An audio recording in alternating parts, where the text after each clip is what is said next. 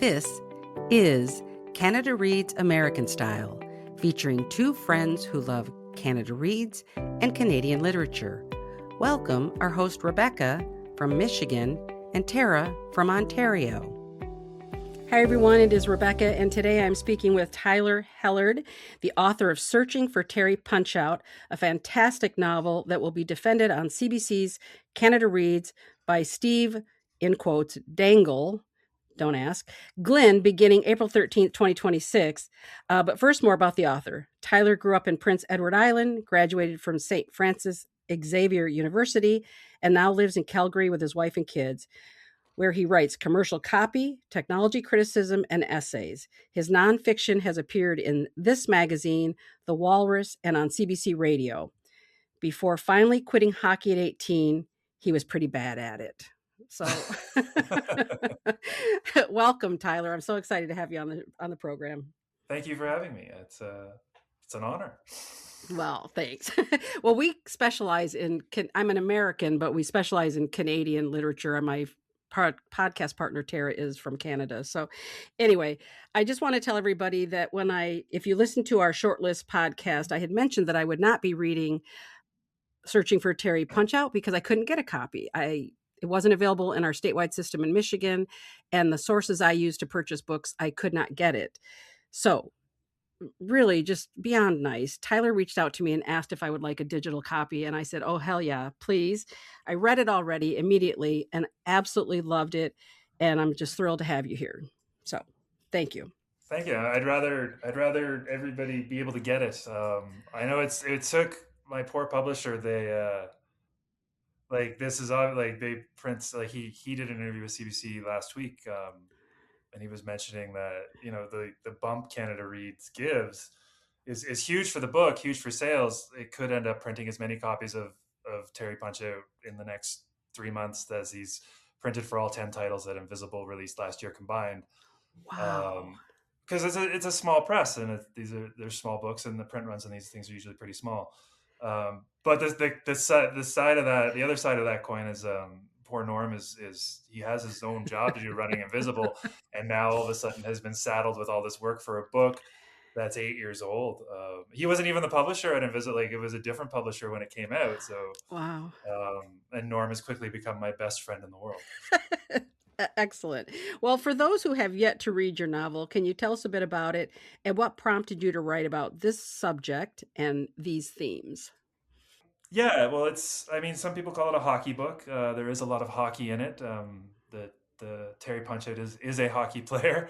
Hmm. And then other people will say it's a father-son story, also true. Adam is the main character, and Terry Punchout's his dad. But for me, the story was mostly about going home and about kind of reckoning with where you're from, especially if you kind of ran away from there, or you're not thrilled about where you're from, you're not sure how to feel about where you're from. Any kind of version of that story, which I think a lot of us have, and that's sort of why they say write what you know. That was a theme I knew. I grew up in Summerside, Prince Edward Island, mostly, and when I was 18, I left with no intention of coming back for more than a visit, which has held true so far. Okay. I don't know. That sounded really mean. I know. I was just going to say, how would the people who live in your original place in PEI, how would they feel about that comment? The way that came out, they would probably not happy at all. I love Summerside. I still have family and friends there. I do enjoy going back to visit. I'm hoping I can get there again soon. I would maybe consider living in the island. It's hard to think of living anywhere else right now. Like I've been in Calgary for 20 plus years now. My kids are born and raised Calgarian, which is probably the strangest thing to say out loud. I have a house. My wife owns a business here, so we're pretty entrenched. Should we retire and look for somewhere small? I would actually love to go back somewhere small. PEI might be on the list of considerations, as would the Antigonish area of Nova Scotia, where I went to school. I love that spot. And I have a great fondness for Vancouver Island too on the other coast. So Oh, nice. I So like you have islands. I like ocean air. Yeah, yeah. Well, I was just gonna say, I never thought I would come back to Michigan after 30 years in California, so you just never know. So and it's Yeah, interesting because I'm not opposed to going back to Summerside. Just in case anyone from Summerside listens, I love it. It's just I'm not at that place in my life right now. do you have a sense in the first go around of the novel that like who your readers were? Do you have any sense of were they really people who were into hockey stories or, what did you have a sense I of it? Yeah. I didn't. I think the biggest sense I got was there weren't a lot of readers, which again is it's not unusual. It's a small novel from a small press, and that's just the life. And it's very Canadian. That's just the life of books. Like there's my book's not unique in that way. There's dozens of these books every year, hundreds over many years.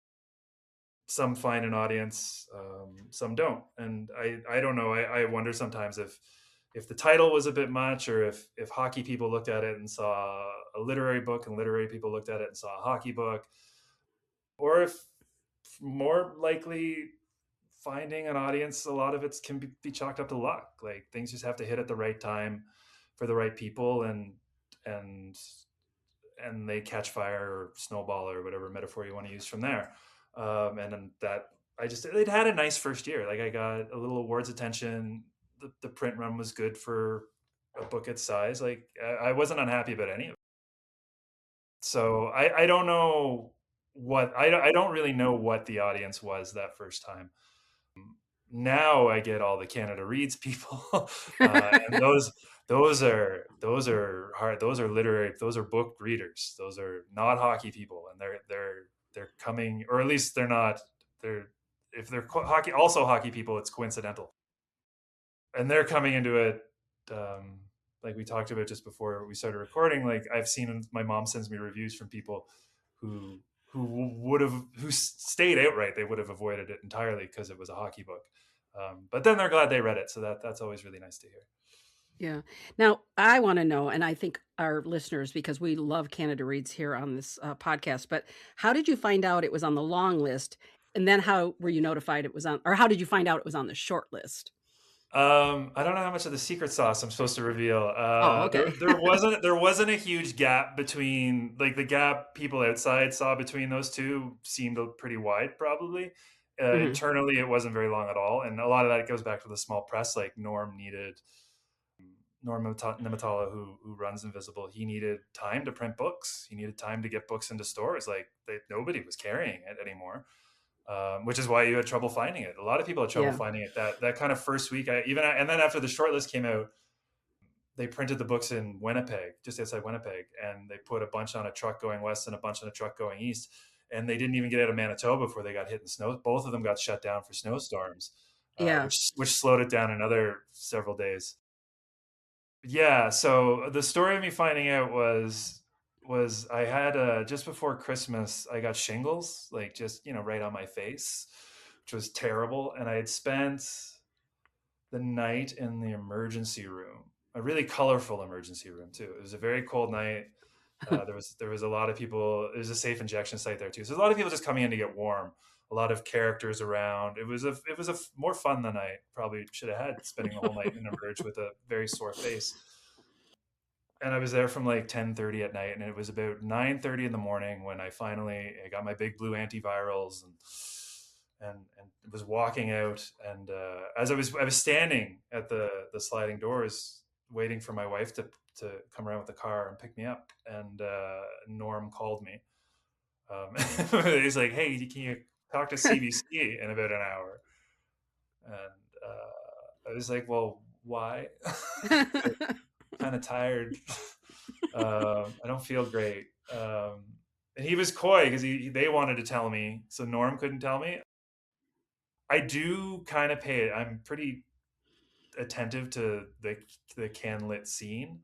So when he said CBC wanted to talk to me, there's not a lot of reasons in December that CBC can want to talk to you. Yeah.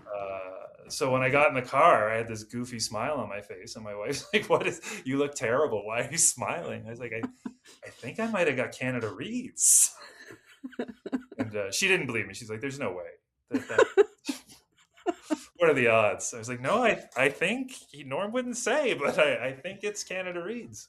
And then I hopped on a Zoom call with CBC a couple hours later, and I was right. Wow. Now, did you know Steve Glynn at all? Or were you surprised that this guy decided to pick your book? Well, I mean, that's two separate things. I wasn't, I like, if you'd asked me his name, I wouldn't have known. I had seen, once I looked him up after, I was like, oh, I've seen this guy before. Mhm. And it was just some of his more viral videos had made their way into my life. Like, if you have, like he had one where the Leafs lost a game and the other team dressed like the Zamboni driver for the Leafs, like all their goalies were dead or something. And like they just had the Zamboni driver played in an NHL game against the Maple Leafs and beat them.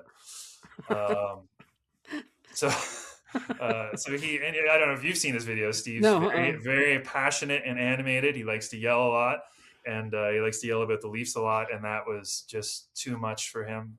He had a great rant on that one, and that's the video I specifically remember the content of.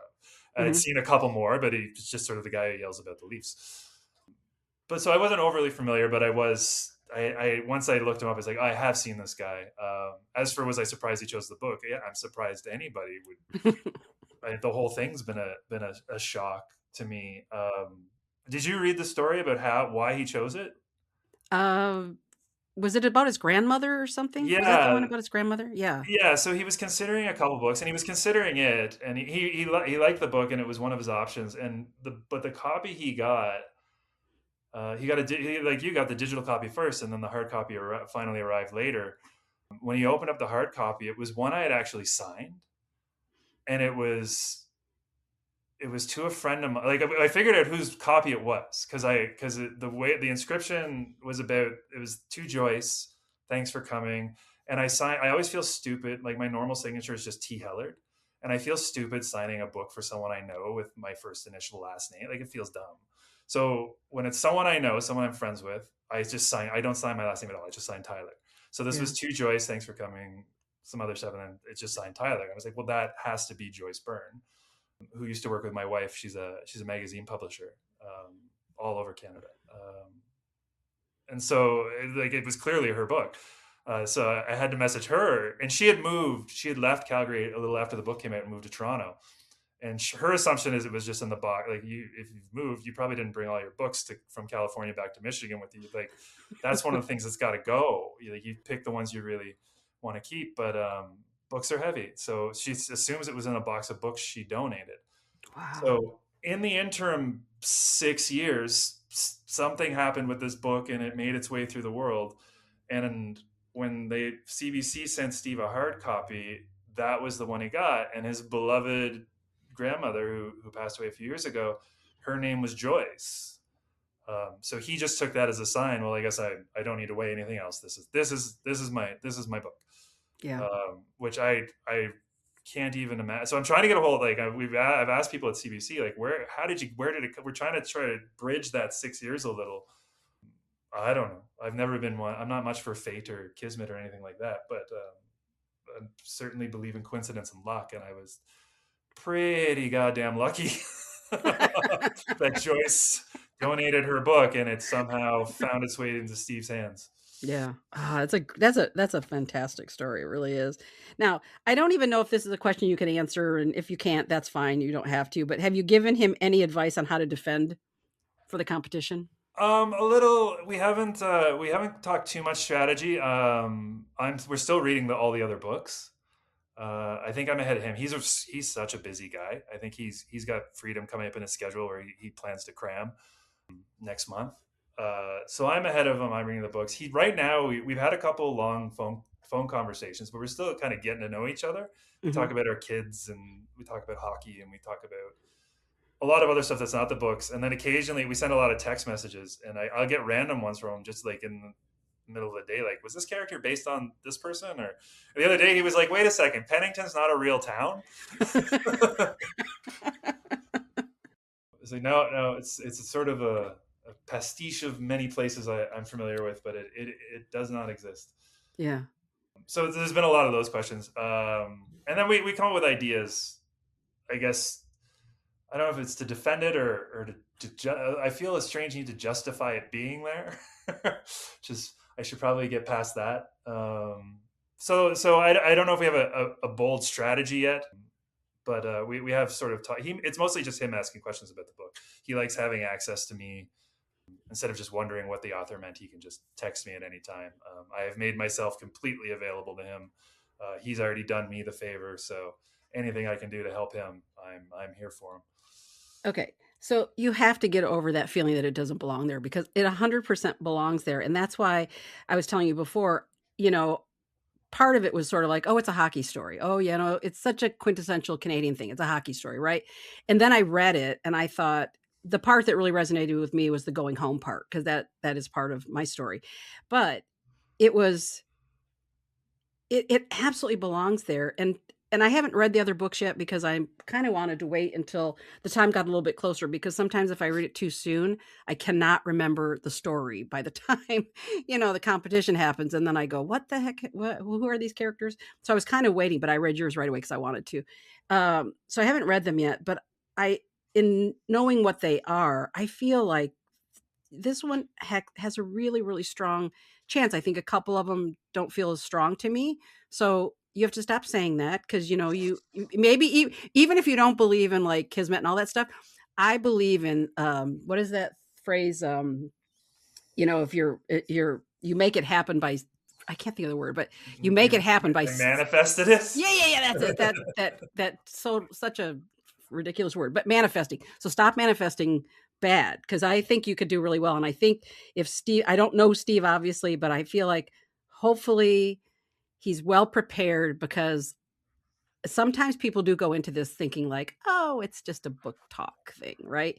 No, sometimes the defenders can be like cutthroat and stuff. So I've been catching it. So I'd never watched it before. I'm a radio guy. Like I've listened to it on the radio for years. Dating back, I think the first time I caught it was when King Leary won years and years ago. Yeah. And then like I'm not gonna say I listen to every episode of every year, but I do follow the short list every year. I pay attention to Canada. That's how I knew when CBC was handling my book in December. I was like, I think it's Canada Reads. So now I'm watching the episodes, and it's a very different experience when you can see their faces. Yes. Like sometimes people say things about their book, like the book they're defending, and they look really wounded or angry. Yeah. It's mostly cordial. There was an episode, the first episode, I want to say season 17 on CBC Gem, but that might be wrong. It's Chantal Kraviazik is one of the defenders, and she's phoning in. She's on Zoom. Yes. Because her son is sick. Right. And she's doing a book on climate change, and her son has a severe asthma, which is definitely being impacted by climate change. So she's like, she can't come. Her son's in the hospital at that moment. She's really emotional being there. Yeah. And one of the other panelists sort of attacked her book, and she got really mad. And he was kind of, I mean, for lack of a better term, he was kind of a dick about it. And she's on this screen and she's so emotional. And then other people started getting, and it was a really, I've been watching them in reverse, like seasons, like I watched last year and the year, and I'd never seen anything even close to it in terms of people getting like really upset with each other. And yeah, it was, so Steve hasn't watched it yet. Okay. He's going to, again, he's got a Leaf season to deal with. But I keep saying, I was like, no, you gotta watch a lot of them, because I thought I knew it until you see their faces while they're doing these debates. It's a different thing watching it versus listening to it. Like you really, it can get cutthroat. It can get, I don't get super, like I'm here, I'm selling a bunch of books. I'm happy no matter how this goes. Yeah. I'm actually a little bit excited for Tegan to say something mean about my book. Like that, like then I'll know I've arrived. Yeah. Like I belong here. Tegan just, talk some smack about my book on television for all of Canada to see. Like that'll be my big moment. I'll be unless I win, that'll be the happiest I'll be through the whole thing. Awesome. I'm gonna pay attention and watch for that then. That's hilarious. Just know Now, if she does, I'll wherever I am, I'll be smiling. I'm not kidding. I am gonna look forward. I hate to say now I kind of want to see it happen. So Yeah. yeah.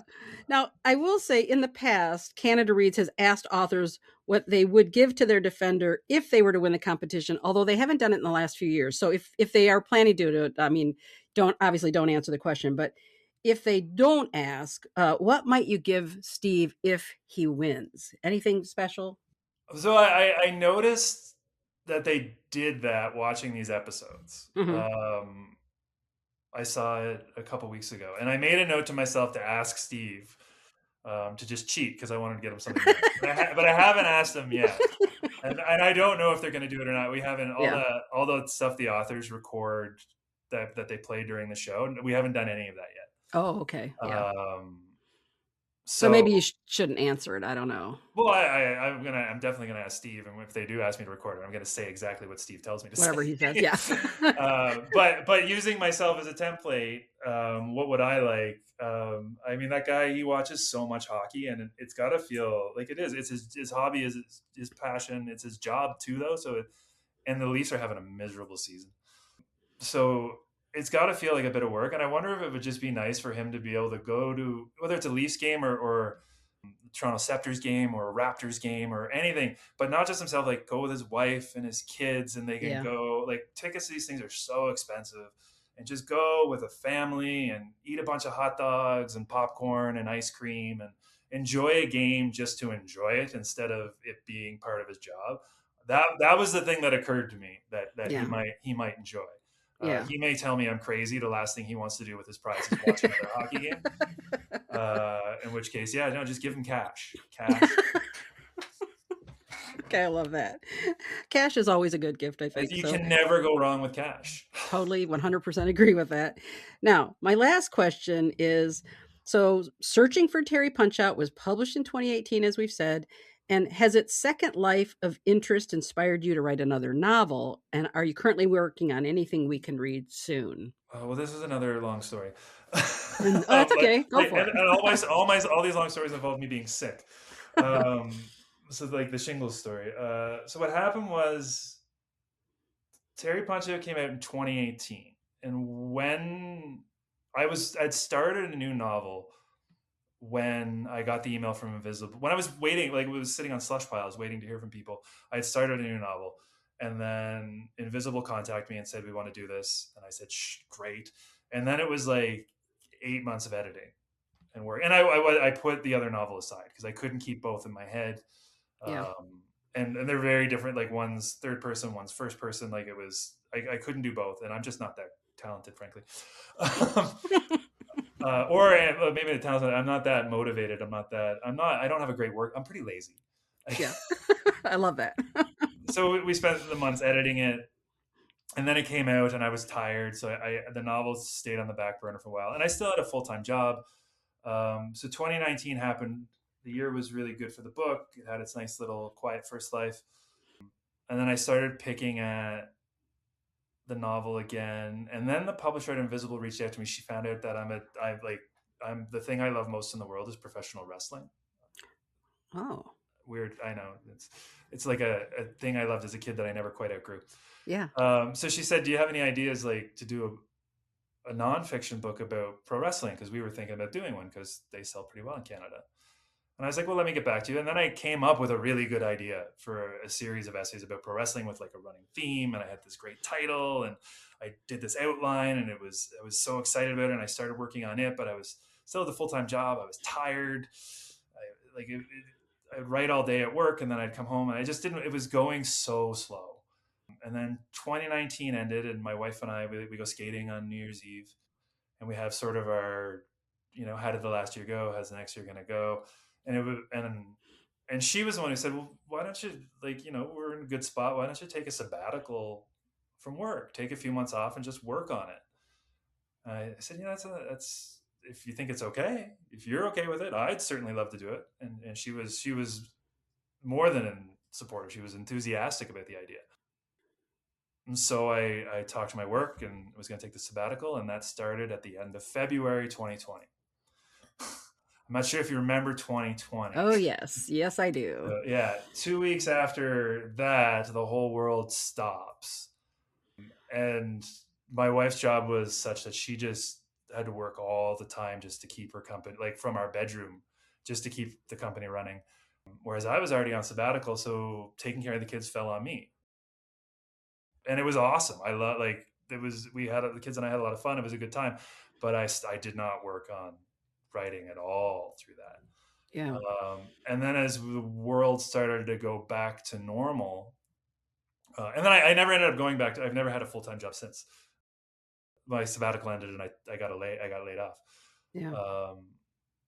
So, but then as the world started going back to normal, and I thought, okay, well, I should probably do something with myself now that the kids aren't around all the time. My health fell apart, and it took years to kind of recover from that. I have a chronic pain issue, and it's really difficult to treat and diagnose. So I've seen a lot of doctors and spent these years going through, and I finished up a year with the Calgary Chronic Pain Center last May. And that year really helped. Didn't fix me, but put me in, like, gave me better coping skills. We found some treatments that worked a little better.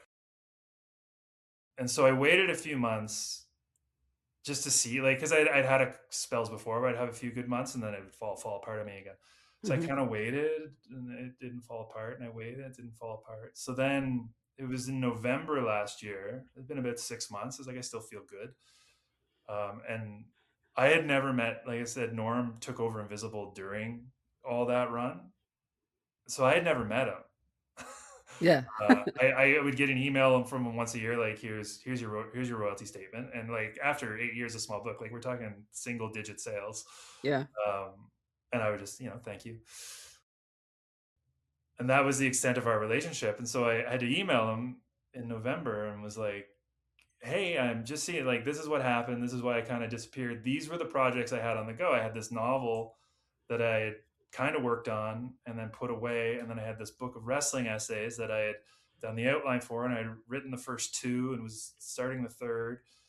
And then, all this stuff happened with my health. I was wondering, is there any interest, these were Lee's projects, not yours. Is there any interest in me reviving them?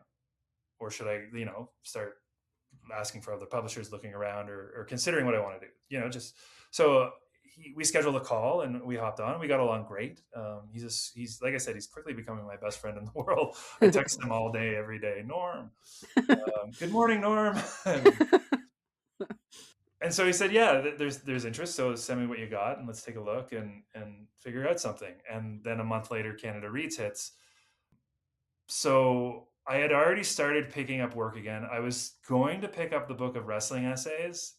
This whole thing has sort of changed my mindset. So I've scooped up the old novel and I had a good chunk of it. I had about 25,000 words of it, and an outline with. I don't start writing until I know the end. Like, I really got to be. I meet some writers I meet. They're like, oh no, I just figured it out as I go. I'm like, yeah, I know. I don't know how they do that.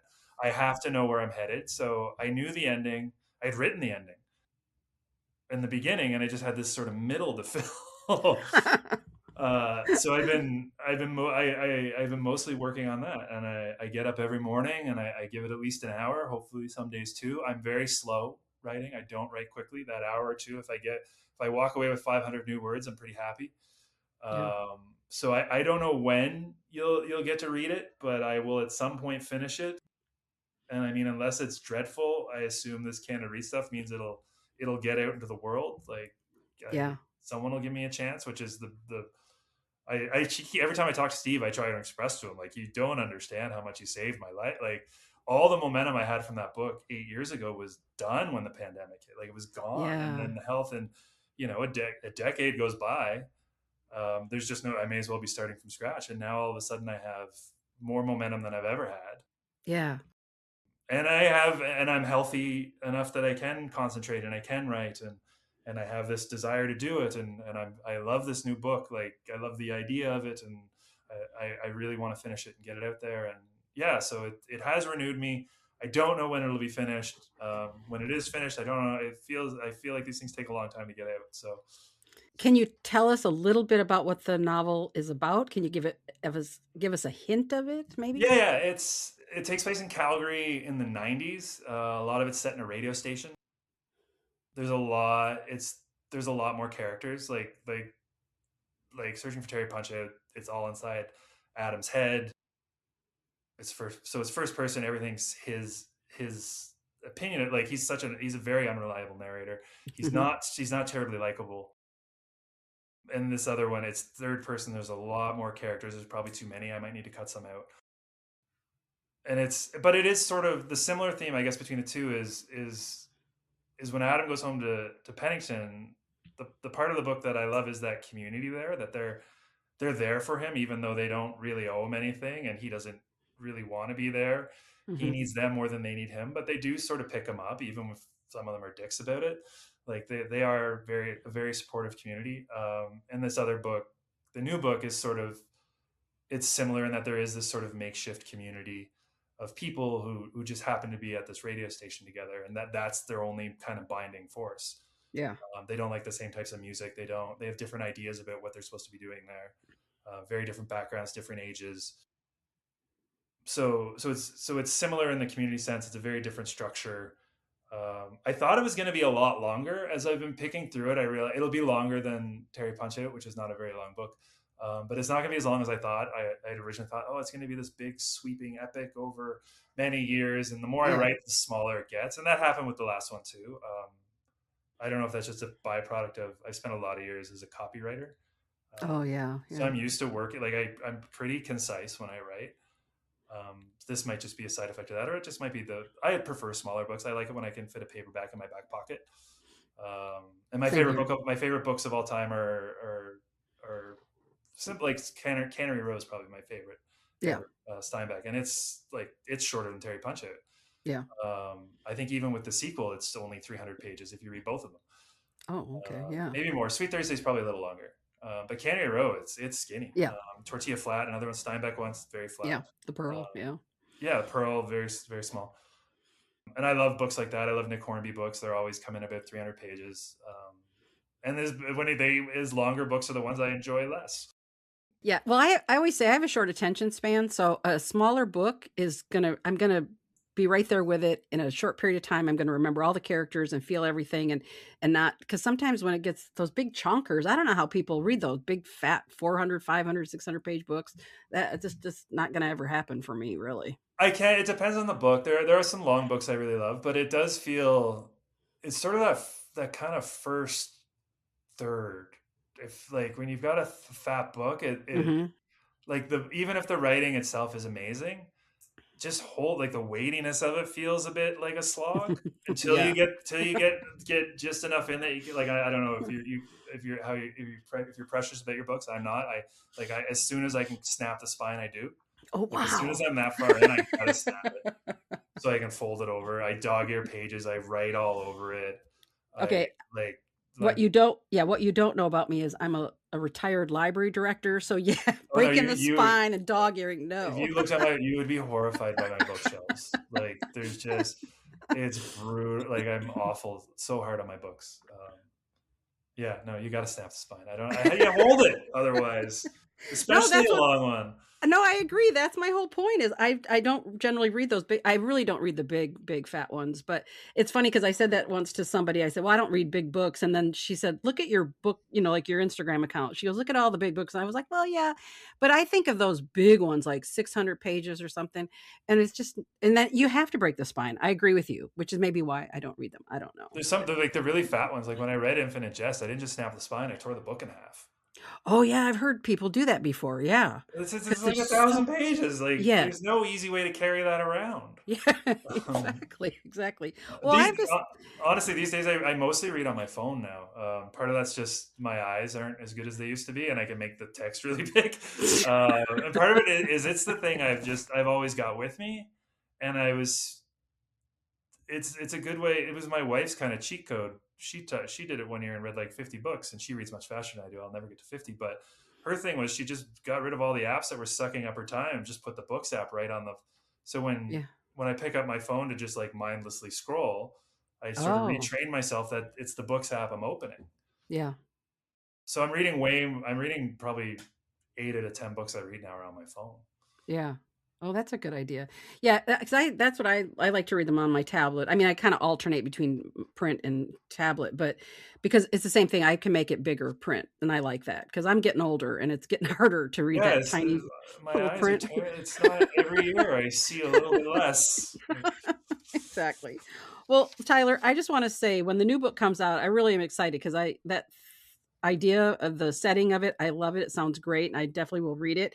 Also, I just want to mention that if you ever do go back and do the wrestling essay things, I have family members who are hardcore into wrestling, and I promise you, I will buy copies for all of them who just are obsessed with wrestling. So I will do that here in Michigan as well. So Well, I hope that they will both see the yeah. world someday. I'm currently working at a pace of about a book a decade, so Well, they're younger. They're a lot younger than I am, so there you it's go. all good. It's all good. So anyway, Tyler, seriously, thank you so much for coming. I really, first of all, appreciate the digital copy that made it so that I could read the book and be ready to go for the competition.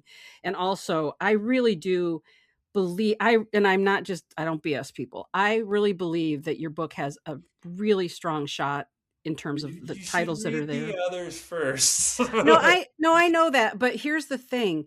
Sometimes the book that gets let's just say gets the most attention, or it has the bigger publicity about it or whatever, they aren't the ones sometimes that win because they also are very strategic in getting rid of the ones they think are going to win first. Like they go after the big ones. And I'll give you a good example.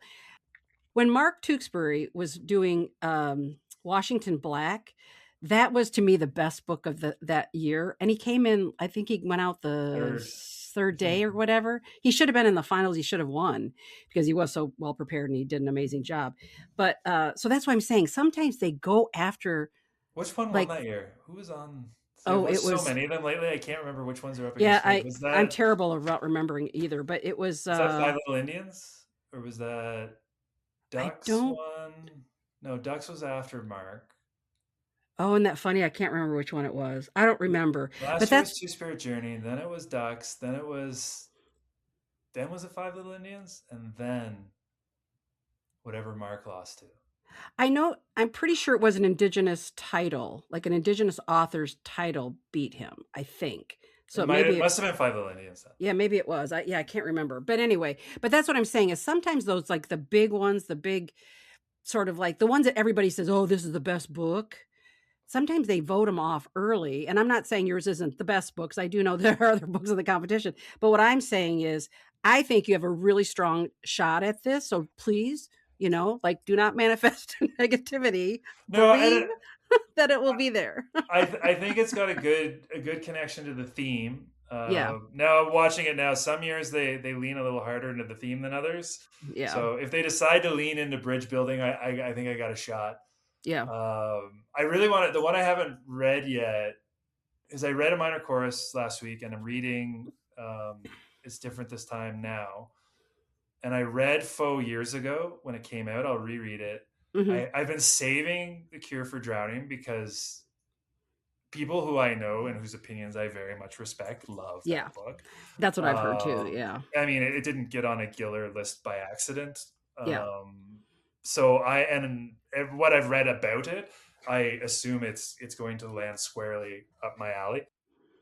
So But see, I've been that's why I've been saving it. I assume it's the favorite, and if there is sort of a strategic thing, I'm gonna have to say to Steve, Steve, we gotta take out Tegan early.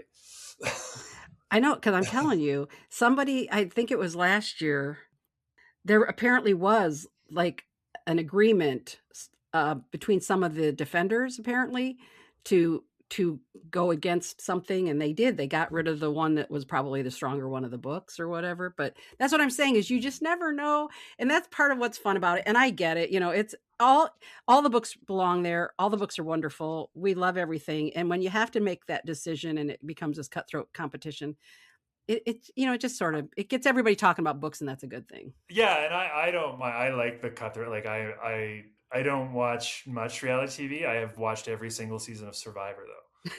It's the There you only go. one. We started like we were bartending in university, and when it was on, and it became like our thing in the summer. Yeah. we'd watch it I think it was Wednesday nights then or Thursday nights, whatever night. We'd go to the campus bar during the summer and watch Survivor. It was very, Yeah. and it's the one, like I tried like 2 episodes of Amazing Race. So this is not for me. None of them are for me, except I'm still hooked on Survivor. Yeah. So I do like the format. I like the gamey nature of it.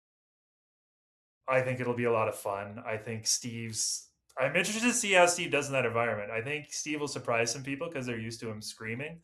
Yeah. He's actually a very thoughtful guy. He's funny. He's very quick on his toes. Oh, that's good. That's good. So I think he will be. I think he will surprise people in that format. But I hope he doesn't abandon all of his passion like that. That's sort of. I'm really curious to see if people can get him yelling a bit on it. I think it'll be funny. I think he's going to do well. I think he's a good champion for the book. Yeah. Now that I've watched so many of his videos now, and I've texted with him and talked to him. So I think he's going to be good at this. Yeah. Yeah. Yeah, I'm excited. I don't know. It's going to be fun. Like I said, I hope Tegan says something mean about my book. I hope Steve's more. I like a Tegan because I love Tegan and Sarah. I love Tegan and Sarah. So that's really exciting for me. Steve is that Tegan and Sarah's okay. He's like super intimidated by the Blue's Clues guy. Oh, his, okay. His kids are younger than mine. I don't know who that guy is. Like my kids are a little older, so they kind of miss Josh on Blue's Clues. Steve's kids are like, one of them had like a Blue's Clues Josh birthday party a couple of years ago. So Steve's like super duper intimidated by the Blue's Clues guy. And then like Elamaya Tailfeathers, when I was familiar with one of her movies, but I didn't know her name. Like I was like, oh, she's the one from Night Raiders. I love that Night Raiders. Yeah. But did you watch the Commotion episode where they had the 5 of them on? No. So they had when they released the short list, they had them all in Toronto, and they had the 5 of them on Commotion with Elamine. Oh, okay. And you watch the video of it. She is coming to play. Mm-hmm. Like the other 4 were just like, oh, we're here, book's nice, and she's like, here's why my book's gonna win.